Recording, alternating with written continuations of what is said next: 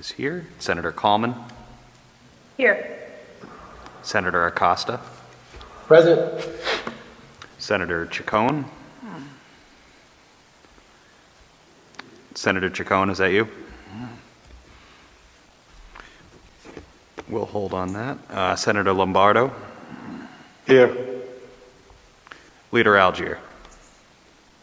Here. 7 members. There is a quorum. Thank you, Jamie. Tonight we have 2 quasi-public agencies we'll be doing an oversight hearing on. And as defined in Rhode Island General Law 42-155-3, some might wonder, how did we decide the 2 that we're doing tonight? It just happens to be the 2 that are first defined in Rhode Island General Law 42-155-3. And we will be interspersing the quasi-public agencies from an oversight hearing perspective throughout the session and into next session probably, as we move forward throughout this session. So tonight we have 2 topics on the agenda. I'll describe the topics and who will present, and then we'll get into it. The first topic for tonight is the Capitol Center Commission, and we have Deming Sherman with us tonight, who will be presenting, addressing the questions that were asked of, and Deming is the chairman of the Capitol Center Commission. Following that, we will have the Rhode Island Convention Center Authority, and here for the Convention Center Authority is the new executive director, and he'll tell us about how long he's been there. I don't recall, but it's not been very long. We have Daniel McConaghy as the executive director of the Convention Center Authority. So without further ado, I'd like to turn it over to Deming Sherman to walk us through the material they had put together. Deming, each of the committee members should have a copy that was sent out today addressing the various questions that were asked. So Deming, over to you. And I asked the committee members, as we've done in the past, we're going to hold our questions till the end. Over to you, Deming. All right, thank you very much, Mr. Chairman. As indicated, I am chairman of the Capitol Center Commission, and I have been chairman for about 10 years. I have submitted a letter to you in response to the questions, and I'll go through the items. Attached to the letter is a listing of the members of the commission, the current members of the commission, and also the members of what we call our design review committee, and I'll come back to that in a minute. There are 13 members of the commission, including myself. 4 members are appointed by the governor, 4 members are appointed by the Mayor of Providence, and 4 members are appointed by the Providence Foundation. I am a joint appointment of all 3 of those. The commission was created back in the 1980s. I think the Enabling Act was 1981, and the purpose of the commission was to regulate development in what's called the Capitol Center. And that's the area that runs approximately from the State House south to the old train station, and then to the west to the mall, and to the east to the river. And over the 30 years since the commission was created, there have been a number of parcels that have been developed, including most recently the apartments along the Mashastic River, and also the hotel that was constructed a couple of years ago on the so-called Parcel 12. There remain parcels for development, both along Francis Street and in the center of the Capitol Center, kind of south and east of the train station, and then across Francis Street to what's now a parking lot, which I objected to at the time, between the Vets Auditorium and the credit union. And the reason I objected to that is because that's supposed to be developed for buildings is not supposed to be a parking lot. In any event, our function is to oversee and regulate the development of the area within the Capitol Center. In 1983, regulations were adopted by the Commission. They had input from the federal government, which was involved in the whole process. And with a couple of exceptions, those regulations are valid today. There have been a couple of amendments along the way, but nothing substantial. And these regulations are very specific as to the parcels within the Capitol Center in terms of massing, setbacks, height, all that sort of thing. And there are, in addition to specific regulations relating to the parcels, there are also general regulations that are pertain to everything within the Capitol Center. Also, importantly, the regulations lay out certain areas for public space, which are not to be built upon. Those areas are the State House lawn, what's called the Station Park, or sometimes State House Park, which is the park west of the train station over toward the mall, and also the area along the river where Water Place Park is. Those are open areas, public areas, and very important to the whole concept of the Capitol Center. They provide avenues of view up to the State House, and the regulations provide that those avenues have to be maintained.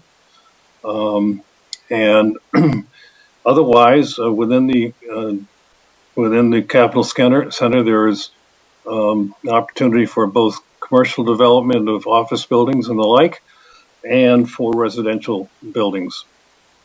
And both of those concepts have been acted upon over the years.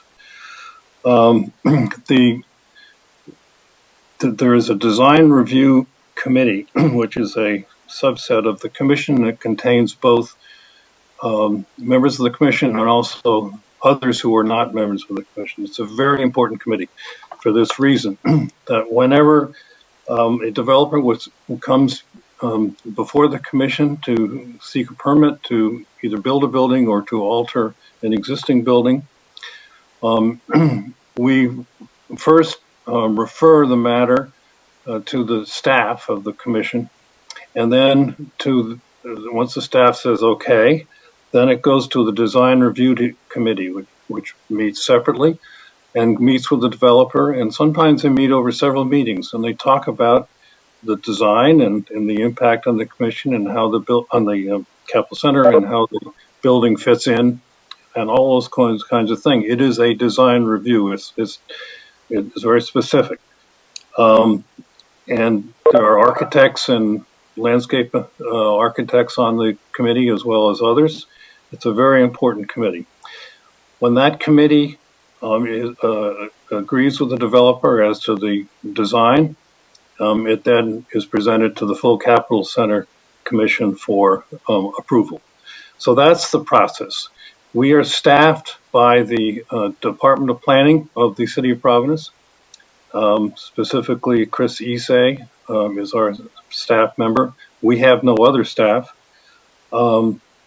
And Chris is the first person that someone would talk to in terms of development of the parcel.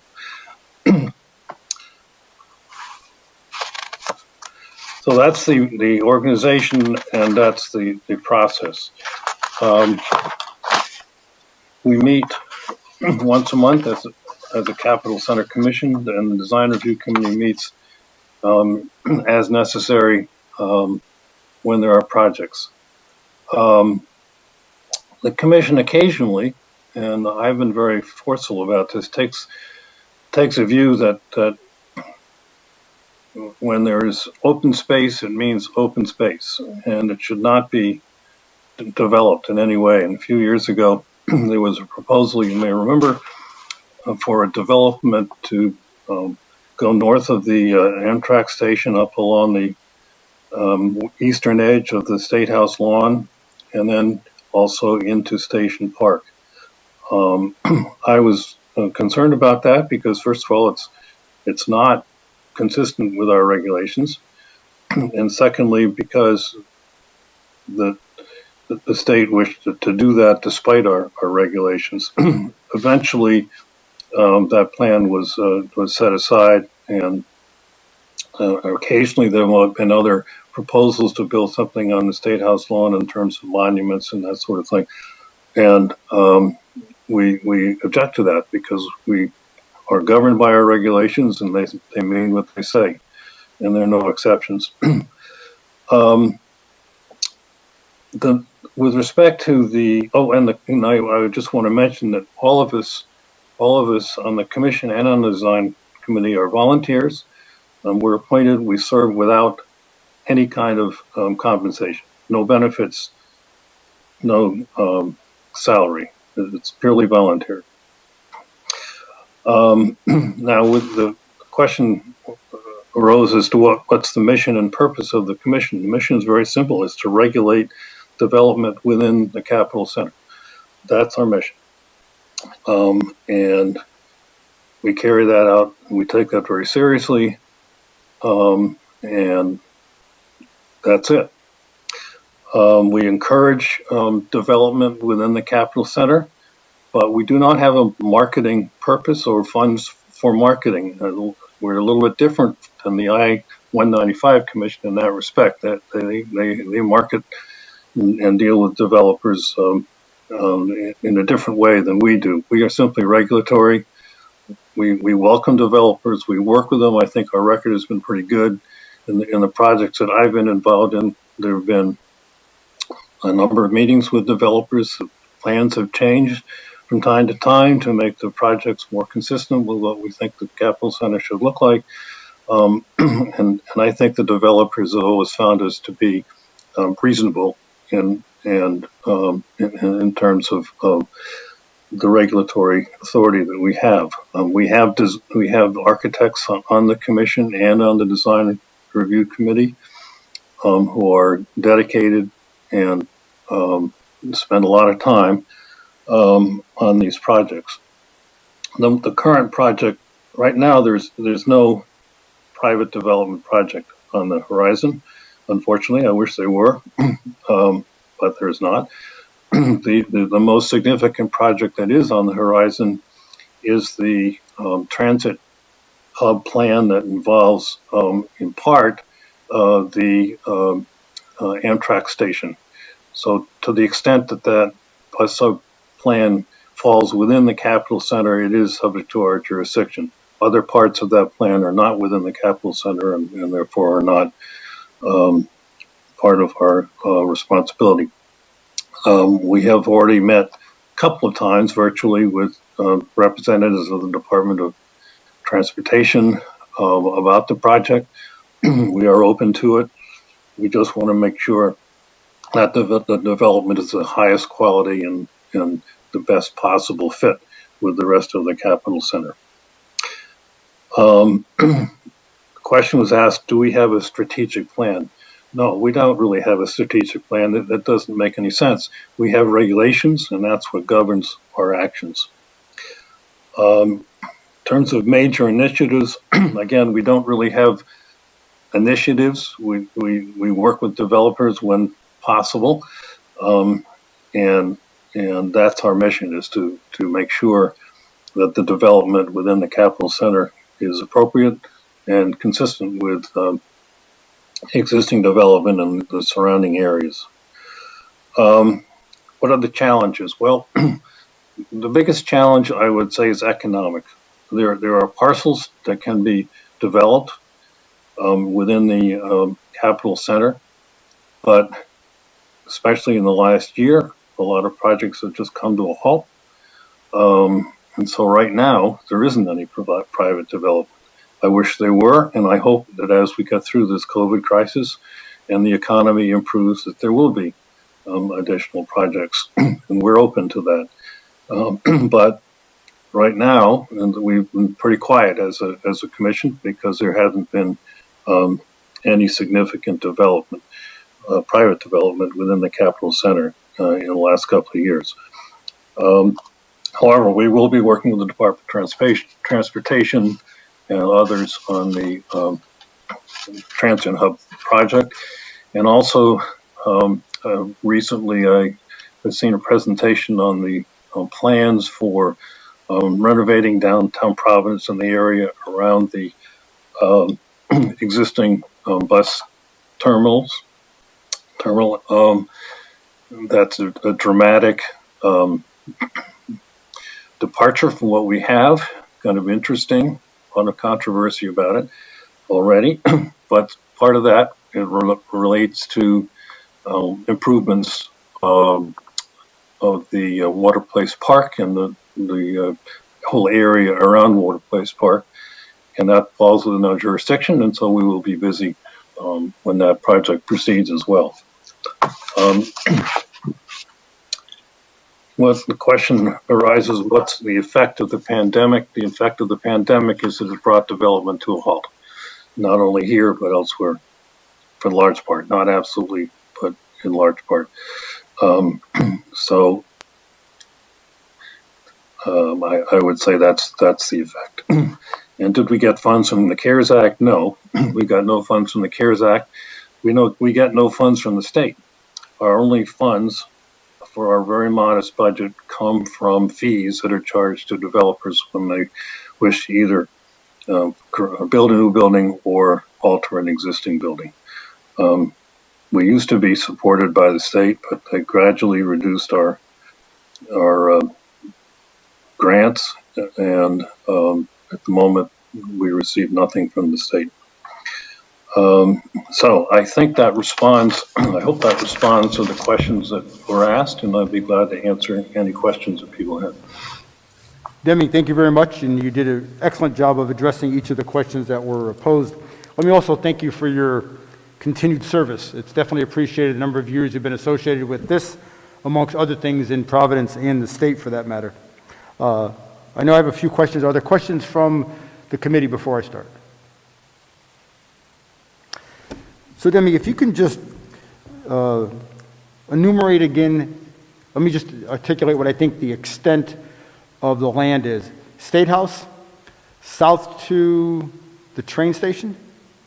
Right. West to the mall. And east? East to the river, to the Mashastic River. Okay. So when we talk about, how does Kennedy, so we talked about Kennedy Plaza a little bit. Kennedy Plaza is south of the, I'm trying to think, how does Kennedy Plaza fit in this? It's not part of our jurisdiction. Okay. It's our jurisdiction to the south ends with the old train station and the buildings that have been redeveloped along the track. But our jurisdiction does not extend into Kennedy Plaza. Okay. I didn't think it did, so thank you for clarifying that. I think you indicated when we first started Deming, there were 4 parcels. Let's put the parcel aside. That's the parking lot next to the credit union and the vets. Were there 3 other parcels you said? I'm not sure I said the number, but I'll tell you where the parcels are. Sure. On the south, the parcels that are parking lots in front of the Citizens Bank building, there are 2 parcels there.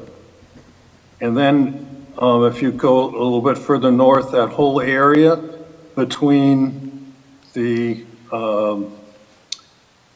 train station on the west and the Mashastic apartments, I call them, along the river. Okay. That whole area in there, it consists of several parcels. That's available for development. There are also a couple of parcels in front of the old train station along the river where there's parking at the present time. Okay. There are 2 small parcels. And then there's the parcel where there's a parking lot between Vets and the credit union. Okay, so it looks like many of the parcels are currently being used for parking. Right, and they're grandfathered in. Okay.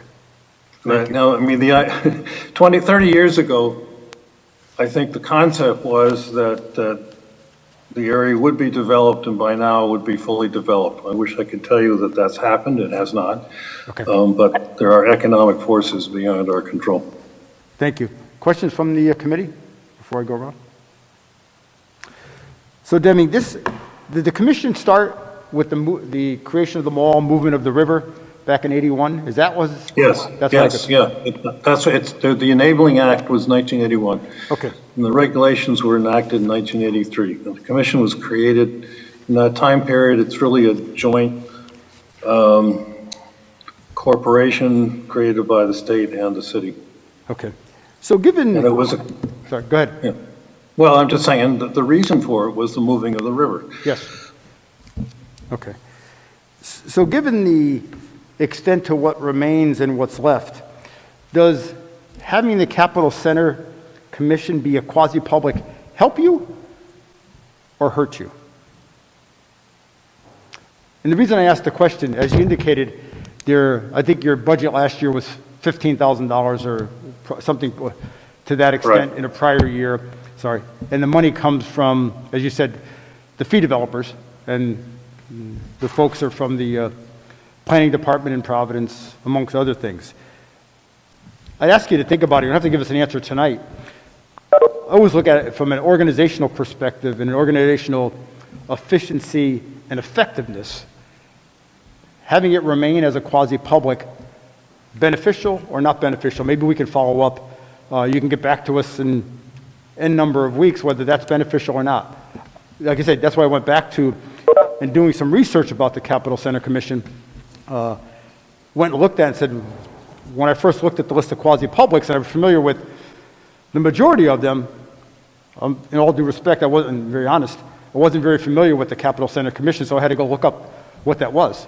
And tracing it back, I would suspect back in the 40 years ago, right, when 81, 83 timeframe, when all that work was happening, you folks were probably busier than anyone can imagine back then and what needed to happen or whatever happened. Given where we are now, any initial thoughts on that? You don't have to give us any initial thoughts, but. Well, I mean, I think if you're going to have regulation, that it's got to be in some form. And this is one form. Does it have to be in this form? No, it could be in the form of an extension of the design downtown, what is it, the DDRC, Downtown Design Review Commission of the city. It could be an extension of that. Or it could be, I suppose, an agency of the state. I'm not sure I would agree with that one, but so I'm not. You've got to have regulation, and this is one way to do it. It's not necessarily the only way, but it's not a bad way. I think it's worked generally over the years. So that's my initial reaction. I'll be glad to give it some more thought. If you could. Questions from the committee before I have a few more?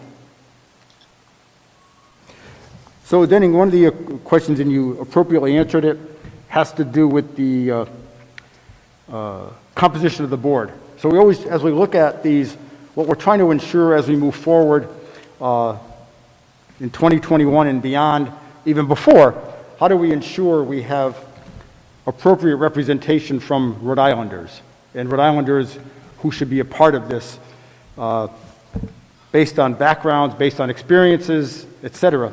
And granted, this is a design architectural review kind of committee, but it's also has other aspects to it as well. So how do we ensure we have appropriate male-female representation? Other type of interest potentially included. All right, it's the regulations specifies that certain members of the commission have certain qualifications. Correct. Yep. I mean, like there needs to be a lawyer, there needs to be an architect, there needs to be a landscape architect, and there are a few other, a developer, real estate developer. So when appointments are made, they're made with those regulations in mind. Now, as far as male-female relationship, we have women on the board and on the, I don't know, the board of supervisors, we have women. We have, I think, 7 members. 7 members. Correct. And on the, on the board, and on the, board of supervisors, we have 7 members. And on the, on the Design Review Committee. I think we're fine in that respect. And we, you know, diversity is always an issue, and we try to think about that as well. But I don't have the appointing authority for the commission members. The appointing authorities are three: the Providence Foundation, the city, and the state.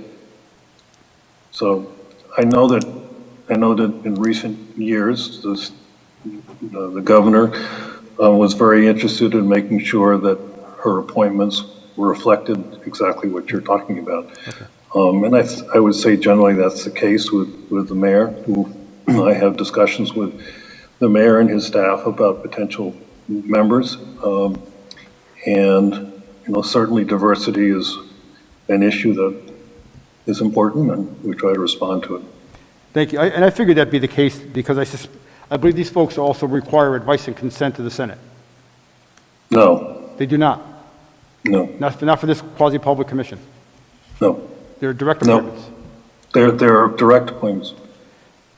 So I wonder if this is the only quasi-public that does not require advice and consent. Okay.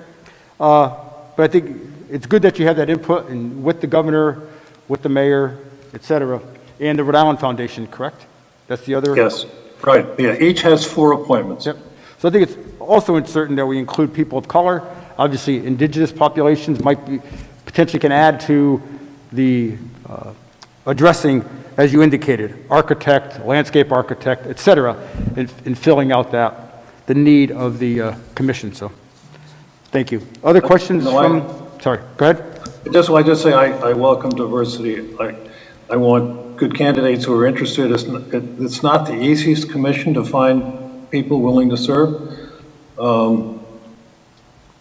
And I will say that the people on the commission right now are the highest quality that I've seen. And there is diversity. Okay. Probably not enough, but there is some. Maybe that's something that can be worked on over the next year plus. Other questions? I have one other question for Deming after that. Any questions from the committee? So Deming, one last question I have for you, and I want to thank you for being here. I went back and looked at the 2018 report from the auditor, not the auditor general, but the Bureau of Audits, Dottie Pascal, and there were several recommendations that were made at the time regarding the commission, the Capitol Center Commission. I'm not certain if a follow-up was provided, so it would have been, just about, next month will be, 3 years ago, I guess now. Next month will be 3 years. I suspect there was a follow-up to that audit that was done by Dottie Pascal and the Bureau of Audits. Does that ring a bell? Yeah, no, I remember the audit. I met with her for a fairly extensive time, and I know they made some recommendations. Some of them didn't make a whole lot of sense to me, and frankly, I haven't looked at them for a long time, and I'm a little unclear. Okay. But I think we did. My recollection is we did change we did amend our regulations a little bit, and our rules of operation a little bit to comply with that. But we didn't do anything really significant. And as I say, some of the recommendations didn't make a lot of sense for a commission of this type. Okay. If I can ask, not tonight, within the next week or so, if you can just see what you might have responded back to Dottie within the last 3 years. Like I said, this was done 3 years ago. I'm sure. I remember sending a letter. Okay. In response, and we'll dig that out. Okay. Deming, thank you very much. Any questions for Deming? Deming, thank you very much. Thank you for being here tonight. All right. Thank you. Thank you very much. Okay. Welcome to do it. Thank you. We're going to now move over to the second topic for the evening, which is the Rhode Island Convention Center Authority. And with us tonight, we have the executive director, the new executive director, Dan McConaghy. Dan, welcome. Thank you. I see you with us, Dan. Yeah, thank you for having me. Can you hear me just fine? Or? We can. Over to you, Dan. Great, thank you. So before I have a presentation to walk through that response to the questions that were asked, but I thought for the committee's benefit, certainly thank you for having me. Just a little bit about my background. I'm a native Rhode Islander, born and raised in Warren, Rhode Island, and attended LaSalle after that and moved on to Harvard from there with a degree in economics and math before starting a 30-year career with Gilbane Building Company in Rhode Island, moving around the country a bit with them. And post that, got involved in some student housing development and other construction. So my history has been in the construction and real estate industry. Not too long ago, in an attempt to be a little bit more local and really work to help the state get back on its feet, I took a position in the Department of Administration as the deputy director there before moving here to the Convention Center Authority. And as Chair DiPalma mentioned, it's week 3 for me, so it's brand new. You can see it's a little white behind me. I still have to hang pictures in the office. But it's been great. It's been a really rewarding and interesting first couple of weeks. And I wanted to take just a moment, Chair, if you'd indulge. There's an amazing amount of work being done here. We're not functioning as a convention center, and the dunk is not functioning as it normally has in the past, nor is the vets. But just since we've started into this medical arena, we've performed over a half a million kits. Test assembly kits were assembled at the dunk. We've vaccinated 55,000 people, and we've performed 210,000 tests in the garage structure and inside the dunk here. So there's a lot of pride here, and folks are really have stepped up in this time of need, have adjusted what they've done with limited resources, worked very well with the National Guard and with FEMA and others, Lifespan, to really turn this facility into a life-saving operation. And there's a lot of pride in that. You can feel it in the group. But it's time to kind of get back to what we used to know. And if I can share my screen, can you see that okay? We can, Dan. Dana? Good? Okay. If it's all right, I'll walk through and we'll start to talk about some of the challenges that we have in front of us. But the Board of Commissioners, as you mentioned, wondering about our board, we are 11 commissioners, 8 appointed by the governor, 2 by the mayor of Providence, and 1 by the city council. They are Senate confirmed, by the way. I think you asked that question earlier. This is our board with their positions and their terms and by whom they were appointed. A little bit of demographic information there too, and we do have 1 vacancy. That's a mayoral appointment that's it. So we have 10 out of the 11 filled currently. Our organizational structure, it's lean. There's actually only 3 of us here, myself, an executive assistant, and our accountant. I do directly to the Board of Commissioners, but probably more interestingly, how we are structured from an operating perspective.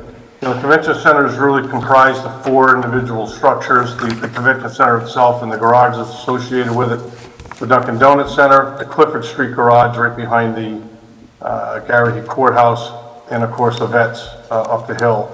And the first 3 structures are operated by SMG, a division of ASM Global. They are our partner in managing these facilities from a maintenance and operations standpoint. And the vets is operated by PFM LLC. PFM is also the entity that operates PPAC and several other facilities around the country. This is our general operating structure, which is really where the depth of the people and staffing occur and where operations actually occur. Our mission statement, and I really wanted to focus on the highlighted sentence. Besides constructing, managing, operating facilities to house conventions, trade shows, etc., we're really about generating positive growth in the surrounding community and the state of Rhode Island as a whole. We are a force multiplier with economic benefit to the events and conventions that come to Providence. This is really what we're about. We're the energy that gets the city going, and it's a unique situation to think of the past year, what would happen in the city of Providence and surrounding area if we didn't have a convention center or the Dunk. And I think if any of you have taken a walk around the streets here in Providence and seen such limited activity and the impact to restaurants and hotels, you can see what it really would be like without the convention center and its other facilities here in Providence, integral to the success. Our strategic plan, we last completed one in 2018 with a multi-year look ahead. Clearly it's time to revisit our strategic plan. While some of the elements are still relevant, obviously everything's changed with the pandemic. There's a lot of challenges in front of us, and we'll get into some of those going forward. But there were opportunities and there are opportunities for us as we reinvent ourselves, and we're starting to turn our minds to that as we wind down our medical operation here. And one of the key elements to our strategic plan will be the American Rescue Plan submission that we made a couple of weeks ago. I'll talk about that a little bit more in depth a little later on, but certainly this is one area of focus, as you'll see going forward, is for us to rebuild that plan, revisit it, and see where it takes us in terms of current world. What are our major initiatives? Well, we broke them into two pieces for you. The next 90 days is returning our buildings to their intended function. At the convention center itself, we have the decommissioning and moving effort with the alternative hospital site. We are currently working closely with DCAM and the Department of Administration to bid out the work to deconstruct all that happened inside that building, removing all the partitions and the mechanical work that was done there. In the Dunk itself, we still have the mass vaccination site and test kit distribution site going on, those operations. Those ought to carry through sometime in June, perhaps, we hope, and wrap up then and get our building back into working order. It's certainly a lot easier. It's folding tables and chairs and putting them away as we get ourselves back to operation in the Dunk. And of course, the vets is being used for multiple purposes.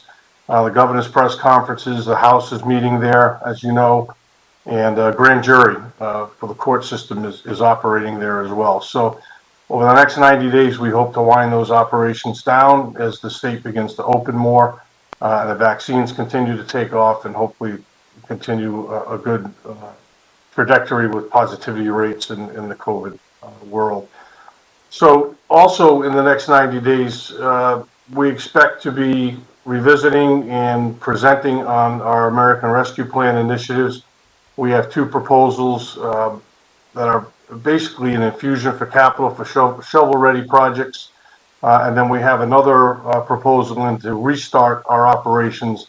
When you think about it, come August 21st of August of 2021, we are truly hoping we can have events and conventions in our facilities, which means come July, August, we are a startup operation. We're getting ready for new events coming on. So in the next 90 days, we're really focused on these handful of operations. There's a lot in front of us to get done.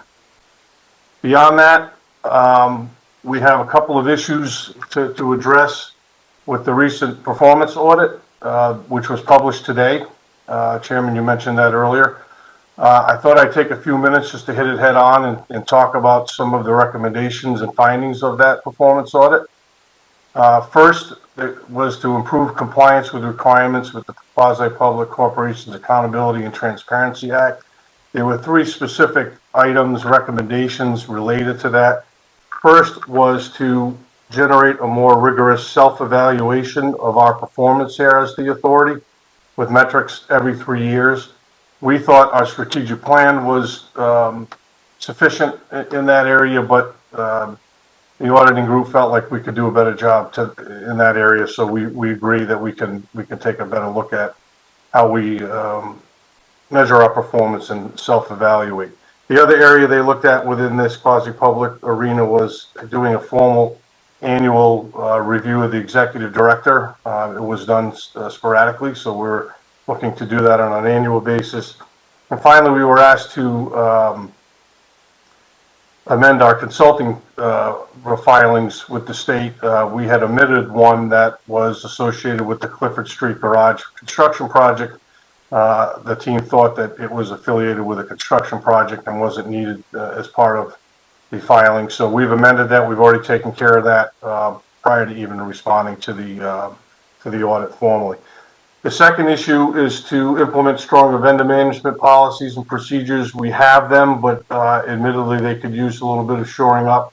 I've started in that area or ready to begin to bring some alignment in that and consistency in that as we deal with our vendors and other partners. Also, we are looking to improve our communication with the board. There was a few instances where during the Clifford Street construction project, some information wasn't shared as in depth and as frequently as the audit group would have appreciated, and probably should have been done. So we're taking corrective actions for our next project when that may happen. And certainly that's my background and my history in this industry, and comfort with relating that kind of information. So those are the three areas and some of the subset areas that we need to deal with beyond the 90 days as we continue, and we'll incorporate those items into our strategic planning process, re-energizing that and incorporating some of those fixes. Again, the American Rescue Plan, it's the third time it's come up. We need to organize and execute around the capital projects that are associated with that. There's a lot of planning that will need to occur as we hope to get a substantial amount of capital to do projects that we've been wanting to do, but we need to do them in such a fashion that we don't shut the facilities down. We have to get open and get operating. And of course, we need to get back to booking events and conventions through 22 and beyond. So back to sort of our challenges is return to business. And what does return to business mean in a post-COVID world? Will we have capacity restrictions? Will conventions come in and not be 2,000 to 3,000 people? Will they be much smaller? We need to explore that and understand that in our industry to see how we need to respond and react to that.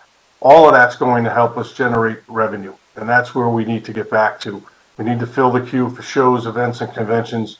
Again, come July, when the state ceases operation of the alternative hospital site and the vaccinations, we're starting from scratch. So we've got to fill the queue with shows and events and conventions. We also have to ramp up our operations, and this is a delicate approach. You'll see in a future slide that we really have significantly reduced our staffing here, and with our vendor, our partner with SMG, as an example. Yet we need to ramp up, but we need to do it prudently and intelligently. We're not going to just go back and rehire everybody. We've got to do it incrementally to meet the needs of what's happening with the operations of the facilities. And again, how do we reposition our assets in a post-COVID environment? Some of the ARP money that we're looking for will help us do that, but how do we do that in a smart and intelligent fashion and work around the challenges of staying open while we do those? It's an interesting slide that talks about, you asked about the impact of the pandemic, and it kind of starts March 13th, 2020. Facilities were closed, all of them. It's a little bit interesting. If you go into the rotunda of the convention center, the lobby, all the material that's in there from the CVB is dated the week of March 13th, 2020. That's when everything ceased and stopped, and the material is even still there, for instance. Right away, the exhibit hall was converted into the alternative hospital site.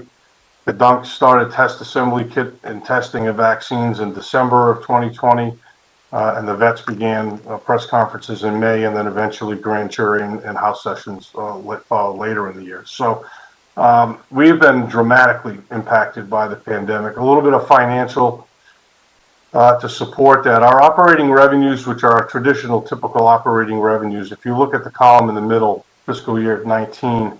Those accounted for about $30 million worth of revenues. This year, those more traditional, which is really left to parking, is about 3.6 million. So we've seen an 88% drop in that. Our operating expenses also reduced, and I'll show you a little bit below that of what that really looks like, because that line item, the 24 million, includes depreciation. So if you extract that and you look at the bottom, our total operating expense, excluding depreciation, we've reduced by 65%, 2/3, and that's all staffing related and other expenses associated with the facility, but mainly staffing and people. Just to look above that, our total operating revenues of 3.6, as I mentioned, in 2019, fiscal year 19.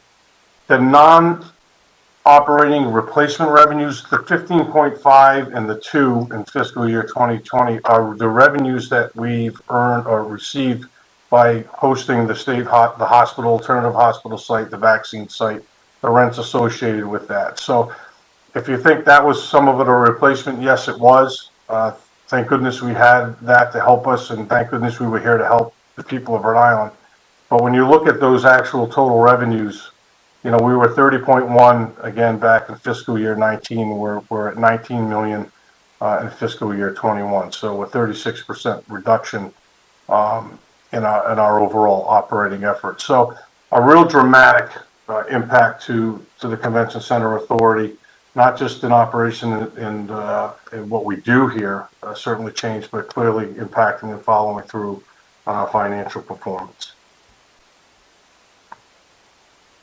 You asked what the CARES Act funding we gave, specifically a little bit nuanced, but specifically from March through February of this year, that was a $9 million number. And again, as I presented on the last slide, by the end of June or July of this year, depending on how long the operations continue, we anticipate they may range from 16 to 17.8, just below 18 million in receipts. Our American Rescue Plan proposal, we have 2 submitted. We've gotten a little clever and named them certain projects. Project Reset, which is recover, employ, stimulate, expand, and transform. Is an infusion of $52.2 million of capital for shovel-ready projects. We're looking to improve and reposition the authority and its buildings for post-pandemic operations, as well as generate some operational efficiencies. There are projects that we've been wanting to do in the garage, for instance, that help us to operate more efficiently. There's other projects in the ballroom and in some other spaces that we think we will need to do in order to position post-pandemic for smaller groups. We need to be more nimble in our facilities to deal with the pandemic, post-pandemic world. The second submittal is what we call Project Restart. Similarly, recover, employ, stimulate, transcend, achieve, relieve, and thrive. We will become a startup come August, basically. We have cash flow challenges that we need to address as we begin to keep our core group in place and then begin to ramp up as we see events coming. We have operating reserves and other covenant shortages that we need to address. So we are seeking $27.6 million in funds to help us fix some structural deficits that the ARP program allows for. So that's what we anticipate out of the American Rescue Plan proposal. So I think that takes us through. That's a lot of information that I've just thrown at you, but if there are any questions, I'm certainly happy to address them to the best of my abilities, being the new guy. Dan, thank you very much. Well done. Well done on addressing all the questions that were posed. I'll start off with a few questions and then we'll go around the horn. I have a bunch, but I want to make certain the committee has the opportunity to ask their questions as well. So if we can go the facilities in order. So if we talk about the dunk, Convention Center, and vets. And then I'll come back to this in a minute. When do we expect the dunk to reopen? Oh, I'm sorry, I didn't hear you quite. So you're wondering when we're reopening, we think? Yeah, so from a dunk perspective, what's your plan to reopen? Okay, so I have to caveat this by saying, particularly with the dunk, that it all depends on the trajectory of vaccinations and understand. positivity rates in COVID. I think everybody appreciates that. Yep. It is our expectation that the vaccination process will continue here certainly into June, potentially into July, but we expect that we will have the facility back come August 1st. There are a couple of events in August that we are attempting to line up now, and that's our hope and desire. We're focusing on an early August reopening. Okay. We'll come back to that in a minute. The convention center? Convention Center, RFP is already on the street for deconstruction services. Later this week, the RFP will be out for moving all the beds and all the equipment for FF&E out of the facility. Deconstruction should start around, the move will happen in May. The work will commence construction-wise in early June. They will be done by mid to late July, probably mid-July, we hope. And we have our first events scheduled for September, but we have 2 that we're looking at to bring in August. So again, same time frame, August is what we're hoping for. And for the vets? And I say hoping for, we're actually, that's what we're focused on doing. I shouldn't make it better. And for the vets? The vets, I think will be sooner. We still already have, the vets never really closed. It was always open with the governor's press conferences. There are also, later on, there are some Philharmonic shows that are happening there with restricted capacity. But we expect, the House will presumably remain through June, through session. Grand jury, when the courts get started up, they're all moving on the same time frame, Mr. Chairman. So you expect August or September for that? Probably August. Thank you, Dan. And as you articulated, the businesses in Providence, the businesses in Rhode Island, because Providence is Rhode Island, and the economic engine that are those businesses depend on people at the dunk, people at the Civic Center, and people at the vets, right? People come to the city, they pay to park, they pay to go out to dinner, whatever they do if they're going to go somewhere. And if there's nothing bringing them here, the economic engine that is the dunk, is the Civic Center, is the vets, isn't there. Correct. So the sooner they get back online, obviously important, but clearly we need folks to be vaccinated first and foremost, without a healthy Yeah, populace. so the way I like to describe it, Mr. Chairman, is that we are trying to be appropriately aggressive in our reopening strategies. Clearly, we've got to get these health issues behind us. We need to focus on that. We need to operate in that way, but we also need to be ready. Like I told the folks at the convention center, as soon as the governor of the Department of Health deems that the alternative hospital site to not be necessary any longer, I want trucks backing up, pulling all that equipment out of there. I want construction crews ready to begin to tear down the temporary partitions and other systems that exist within the facility. And I have been very pleased with DOA, Director Thorson and his team, and DCAM. They've been ready to jump. So kudos to them for stepping up and helping us out and appreciating the importance of returning the facilities back to their normal function. So one last question before we go to the committee. So you have the RFP ready to go out for decommissioning and deconstructing and doing whatever has to happen to all the sites? That's correct. So that was issued under DCAM's purview, and was the deconstruction was actually issued last week. There's a walkthrough on Wednesday for the prospective contractors, and the RFP to move everything is, I believe, supposed to be out a little later this week. There's a walkthrough tomorrow with prospective companies, or to refine the scope of that before the RFP actually gets to the street. So it's all in motion. Thank you. And if you can let us know when that happens with regards to I'll make a note as the awards happen. Not that we don't need to care who's doing it, just who's been selected at the end. That it's because everything is based on three things: what needs to be done, who's going to do it, and by when. If the selection is not made when it needs to get made, your end date just keeps continuing moving to the right. That's correct. Okay. Questions by the committee? So, Director, if we can go to, you don't have to put it back up, but conspicuously glaring by the Board of Commissioners. So you have is it a 10-member board? Or no, 11-member board? 11-member board, yeah, we currently have 10. Yes. Okay. So it's not very diverse, right? You have 8 men, 8 males, 1 female, 1 person of color.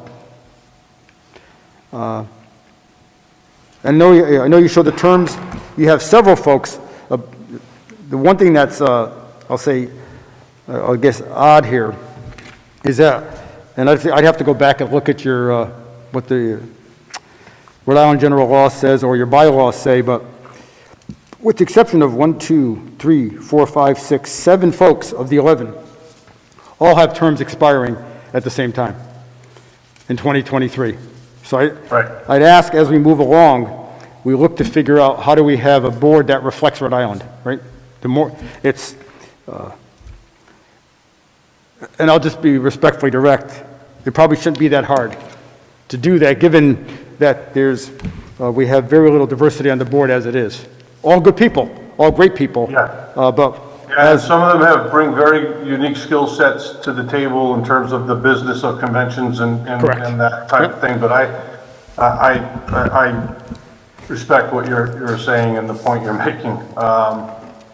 And like my predecessor, I don't have control over the appointments that are made, but I think you make a very strong point. okay.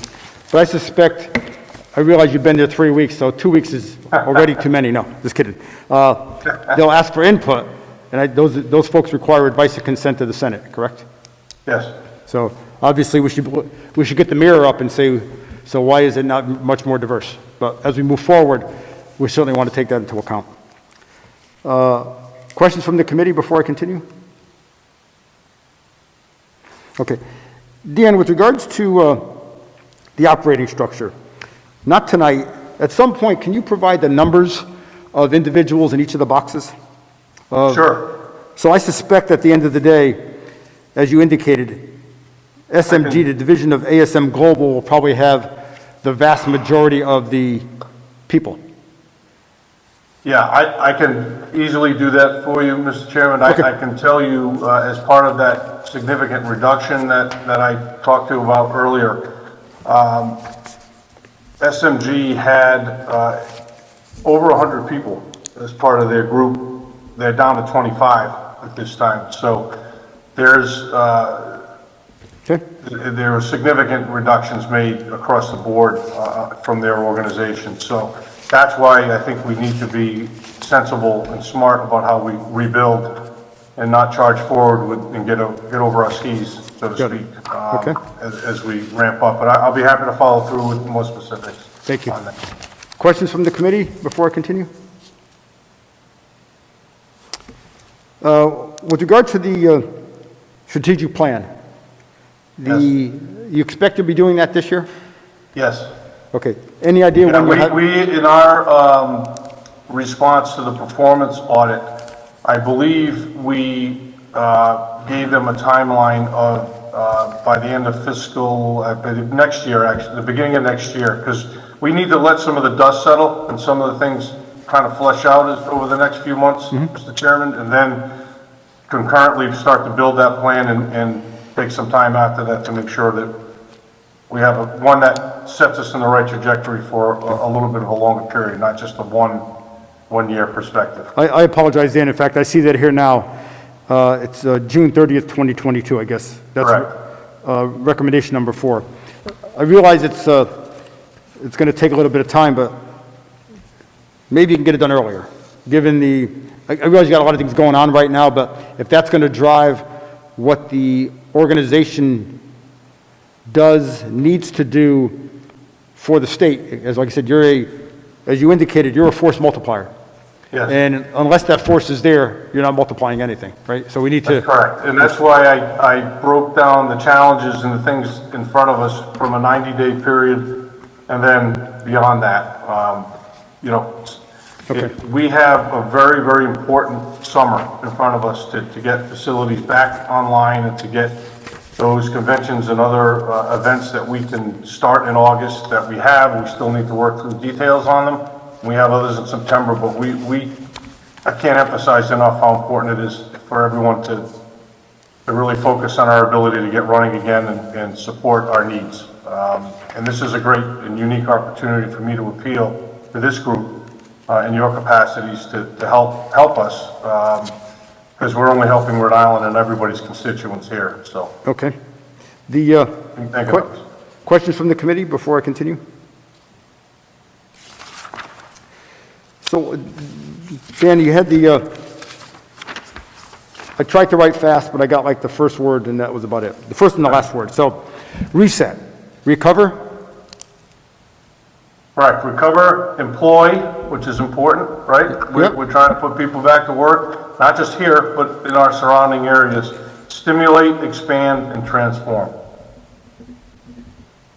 And those 20 projects that we have identified in our submission to the Department of Administration are shovel-ready projects that will help us transform all 3 facilities, all, and more than that, Okay. including the garages, but all of them will be touched in some way, shape, or form in order to make the facilities more vibrant, more adaptable in a post-COVID world, and also really, in some cases, just really put trades folks back to work, construction industry where I grew up in my lifetime. I can't tell you how important that is, and we have projects ready to go. So it was recover, employ, stimulate, expand, and transform. Correct. And you indicated that in the book, and on here, it's 52.2 million. And how many projects? You said 20? 20. Can you provide those to us at some point? Absolutely. Thank you. Okay, the next one, I got the last word. That was it, thrive. Yeah, so it's the same first 3, recover, employ, Bear with me, bear. stimulate, then it's transcend, achieve, relieve, and thrive. And this has to do with our infusion, you know, again, think of us as a startup. Director, if I could, Yes. I have recover, employ, stimulate, transcend. Achieve, relieve, and thrive.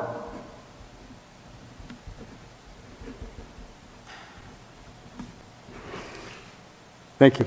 Being in the defense industry, we use acronyms all the time. I'm not going to Yeah. ask you how long it took to create these acronyms. And how many projects are part of number 2? Well, it's actually, it's more of a capital cash infusion Okay, to you help said us that. deal with shortfalls in our structural deficits and startup cash flow positions. That's what, it says that right here. Thank you. Questions from the committee? Okay. So I want to go to, very quickly, I went and got a copy of the financial audit by Bloom Shapiro that was done last, I think, September, before your time, but it's your, Yeah, it's yours I now. haven't wrapped my head around all of those previous results. Okay. So, I won't ask you about a particular number on a particular page, but okay, and I'll be happy to, obviously, to follow up with sure. you. So one of the, and this could be the case of some of the loss in revenues, but I'm looking at the state appropriations, inclusive of net RICAT appropriations, and maybe that's the difference, but from a 2019 perspective to a 2020 perspective, and I'll just give you the reference on page 12, you don't have to go look at it now. Okay, But in 2019, the state appropriations was just shy of $29 million. In 2020, so 2020, obviously the fiscal year that ended June 30th of last year, was $32.6 million. right. Just wondering, I didn't have the prior year's numbers. I will go back. I'm always a firm believer in looking at 5 years worth of data, not just 2, because you get a better trend when you look at. So 2 pieces of data give you a line, 3 gives you a trend. 5 years is a little better to look at. To try and look at the difference of the why the increase of 29, 3.5. That state appropriations is essentially RICAP and our debt service. Okay, So I assume, I will have to go confirm for you, but my guess is that part of that has to do with the Clifford Street garage coming online. okay. And then the other piece, obviously within your revenue was the special use license revenue for the state. Is that the federal money? That's correct. Correct, okay. Just shy of $2.3 million. So, That's correct. okay. And it looks like the audits were pretty straightforward with regard to, there's some recommendations in here, but there's clearly more recommendations, obviously from a performance perspective, that a financial Agreed. audit isn't going to look at, but the, And they're front and center for us, Mr. Chairman. Okay. There's clearly things we need to fix and to better. They have long-ranging implications for us, so they will therefore be part of our strategic plans as we look to improve our operations here. okay, thank you. And I'm trying to think if I had one other question. But clearly the case of addressing the performance audit is front and center. And it's good that you already have looked at what the actions are for each of those. So you're well on your way to getting done as a plan. Not having a plan means it's not going to get done. So, Yep, it's got to be measurable. questions by the committee? So the one thing before we wrap up here today, we did receive one written testimony. Testimony was from Robert Donovan. And just wanted to say that'll be put on record. We did not receive any verbal testimony, and no one wishing to testify verbally tonight. And we did not receive any written testimony for the Capitol Center Commission. Director, thank you for being with us tonight. We do depend on and rely on, and one other comment I'll make in a minute, the force multiplier of the convention center, of the dunk, of the vets. They are the income that they generate, the multiplier that is. If you're coming for a convention, you're probably staying in one of the hotels. No conventions, no hotels. If you're coming to a convention and they're providing food, well, that's not happening either. Folks going out to restaurants, if you're not coming to a convention or a show or whatever, you're not going to avail yourself of any of the restaurants either. If you're not coming to see something at the vets, same kind of thing. And I know from seeing Ken Singleton this weekend on one of the news programs, they're planning on a October opening, because I think that's when their seasons start. And he basically indicated that they can't run on quarter capacity. They don't operate on half capacity. They need full capacity. I don't know how that's going to happen in October, but there's certain things that certain operations, in order to be effective and efficient, you need certain numbers of people. It's a little hard to do otherwise for some of these, but you're in the unenviable job of figuring out how to do that in this pandemic, and ultimately coming out of the post-pandemic, having an organization with the services and the facilities that you have thriving, because we as a state count on it. And the city of Providence counts on it, the state counts on it from the perspective of sales tax, income tax, all those kinds of things, and what it does from a cultural perspective to the state as well.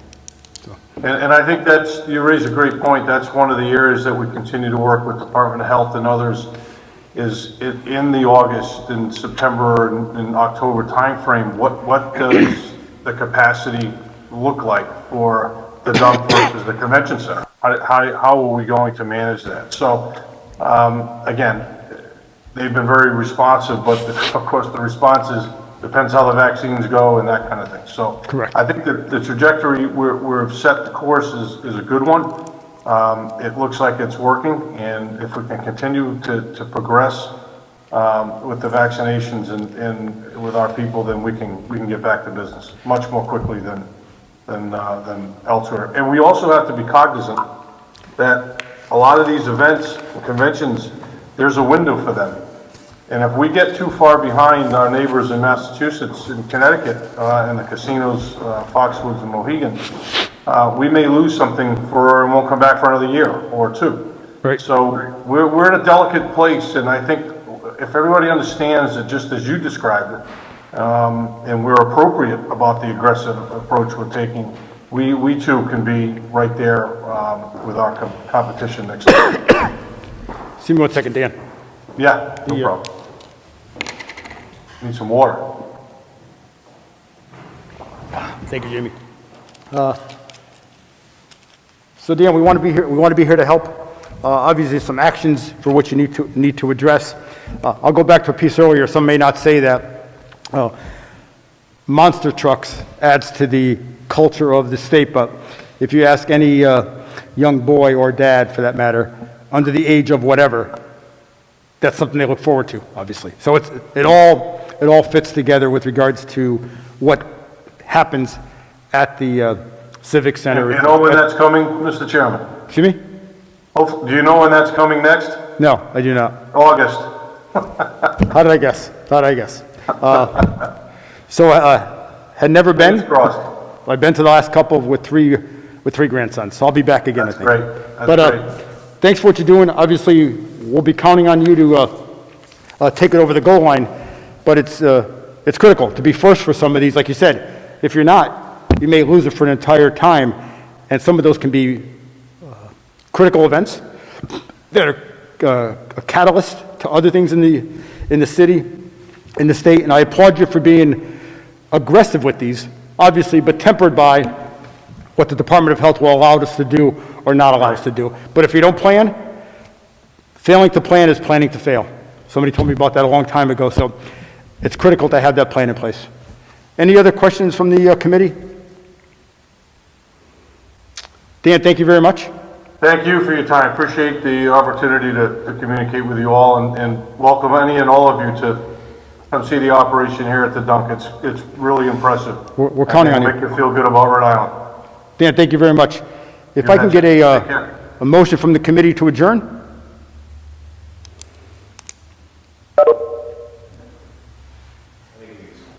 Motion made by Senator 70 to adjourn, seconded by Second. by Senator Acosta.